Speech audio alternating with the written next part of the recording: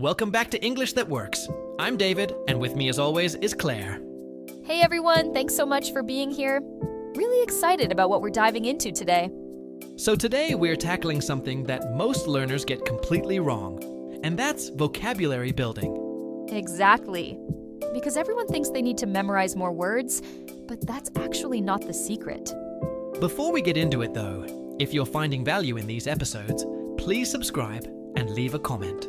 Seriously, it helps us reach more people who are genuinely trying to improve their English, and we really appreciate it.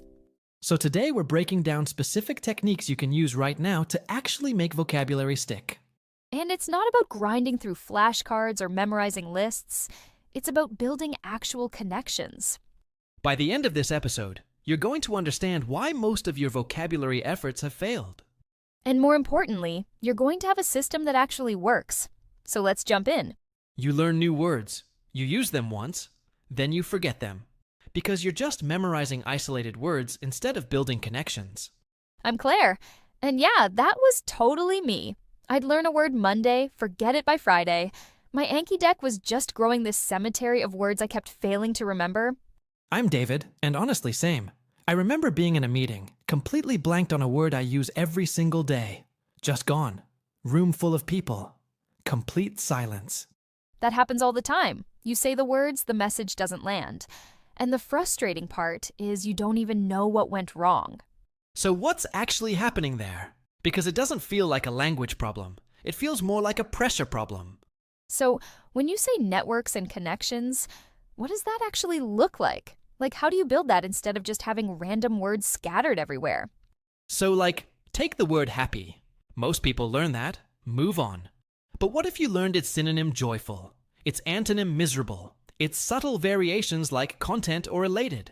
Suddenly you've got a whole constellation. Oh, I love this question because it changes everything. Synonyms are basically your first doorway into that network. They're like saying the same thing different ways. And that's where synonyms come in. They're not just alternatives, they're doorways. Each one has a slightly different flavor, a different context where it lands better. Wait, but synonyms aren't exactly the same though, right? Like stubborn and determined mean almost the same thing. But one sounds like judgment, and the other sounds like respect. Think about stubborn.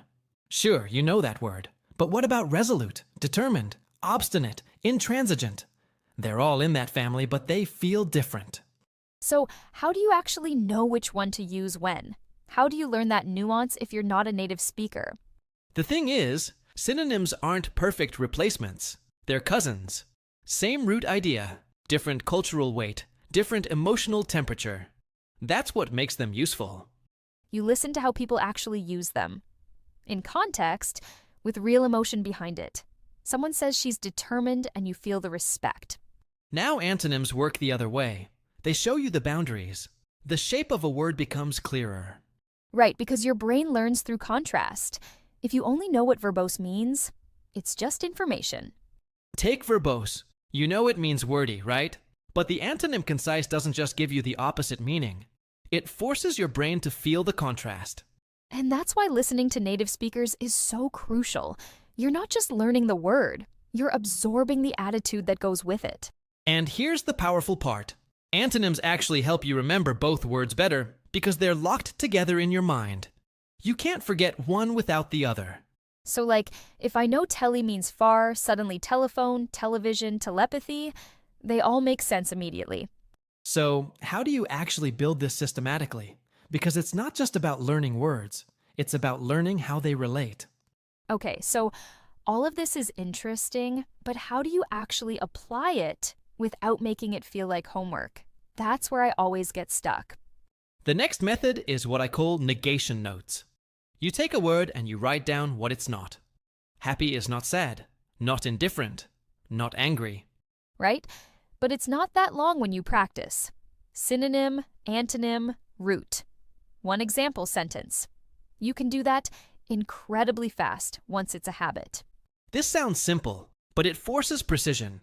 It makes you think about the edges of what a word actually covers. Ambitious is not lazy, not satisfied, not aimless. And then you're not creating this separate study system. It's baked into how you're already learning. You're just being more intentional.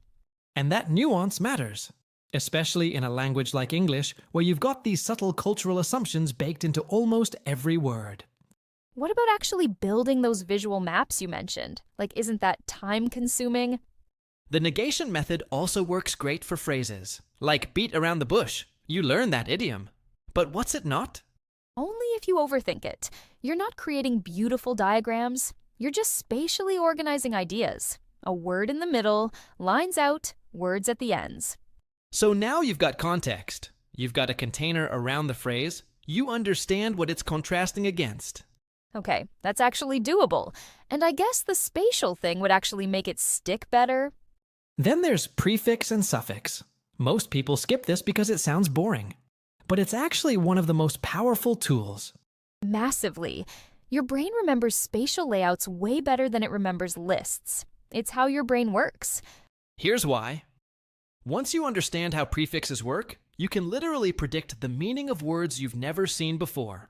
So, what about listening specifically? Like, how do you actually train yourself to absorb vocabulary from just hearing it? Let's break it down. Pre means before. Post means after. Dis means opposite or away. Re means again. Un means not. You pick a thematic area, not random podcasts about everything, like business English specifically or interview English. Once you've got those in your head, you can attach them to almost any base word and understand new combinations. Oversimplify. Underestimate. And you listen with focus, not daydreaming, not passively. You're actively tracking how words go together. And suffixes work the same way. Tion makes nouns from verbs. Able means can be done. Meant creates nouns. So you're basically collecting chunks as they happen. Like, take it to the next level, you notice that phrase and lock it in. So celebrate becomes celebration. Adjust becomes adjustment. Happy becomes happiness. You're not learning each word independently. Exactly. And because you're hearing it with real emotion and real context, your brain treats it differently. And that's crucial because it means you can generate new words from your existing knowledge. You're expanding your ability. That makes sense. So, how does active production actually fit into this? Like, when do you actually force yourself to use the words? Now here's where it gets really interesting. Thematic phrases. Not idioms necessarily. Just groups of words that commonly appear together. Right after you learn it, ideally. Like, same day, you write a sentence. You say it out loud. In business English, you've got phrases like cut corners, boost performance, streamline operations. In emotional contexts, pour your heart out. But doesn't that feel awkward? Like you're force-feeding yourself vocabulary into a real conversation? These are language chunks. Your brain learns them as units, not as separate words. And that's actually how native speakers work. Sometimes. But the awkwardness actually helps. It forces your brain to pay attention. You won't forget a word you awkwardly forced into a sentence. So instead of learning improve as an isolated word, you learn it with its natural collocations. You improve your skills. Improve the situation. And once you've produced it a few times, it stops being foreign. It becomes part of your active vocabulary instead of passive recognition. And when you learn thematic phrases, you're basically learning the texture of how a language actually gets used in real contexts. Business English sounds different. So, is there a particular approach you'd recommend for academic vocabulary? That's so different from casual English. This is why listening to podcasts in themed areas is so powerful. You're soaking up not individual words, but how they naturally group together. Academic vocabulary is way more abstract, way more Latin-heavy, so the root approach works even better, but you also need to think in families. Then there's Latin and Greek roots. And I know this sounds academic, but it's genuinely one of the fastest ways. Analyze, synthesize, evaluate. They're all in the same semantic family. They're all ways of thinking critically about information. Here's the thing. Tons of English words come from Latin and Greek, especially in academic, medical, and technical fields. So you're learning them together, not separately. You see how they relate to each other in terms of what you're actually doing. Take port, Latin for carry. Now you've got transport, import, export, deport, portfolio, portage. Or graph, Greek for write. Right? And you also notice the collocations. You don't just analyze. You analyze in depth, critically analyze, conduct a rigorous analysis. Photograph, biography, autograph, diagram, typography. You get it instantly. So the word itself is only part of it. You're learning how it actually gets used in academic contexts. The phrases that academics actually say. And here's what's wild. Knowing 50 common Latin and Greek roots actually gives you the ability to understand thousands. I'm still really curious about etymology, though. Like, how much does knowing where a word came from actually help you remember it? Like morph means shape. So morphology, metamorphosis, polymorphic, they all click into place once you've got that root locked down. Way more than you'd think, because the etymology gives you an image, and images stick, like educate, to lead out. And the beautiful part about roots is they're consistent across languages. If you're learning European languages, Latin roots show up everywhere. And once you have that image, you can't unfetch it. The word becomes less abstract and more vivid. So let's get practical. How do you actually combine all these methods into a system that actually works? Exactly. And then you're not just learning vocabulary, you're learning about the culture and thinking that the language comes from. The first thing is, stop learning words in isolation. Every time you encounter a new word, immediately start building its network. So if you had to boil this all down, like, what's the one biggest shift someone needs to make to improve their vocabulary? You seem meticulous. Don't just add it to a flashcard. Stop and think, what's the synonym? Careful, precise, detailed. Stop thinking about vocabulary as memorization. Start thinking about it as building connections. That's literally it. That one shift changes everything. What's the root? Actually, this one's Latin from metus, meaning fear.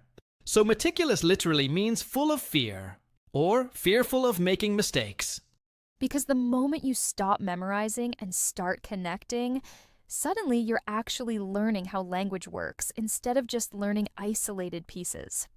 What phrases use it? Meticulous attention to detail. A meticulous person.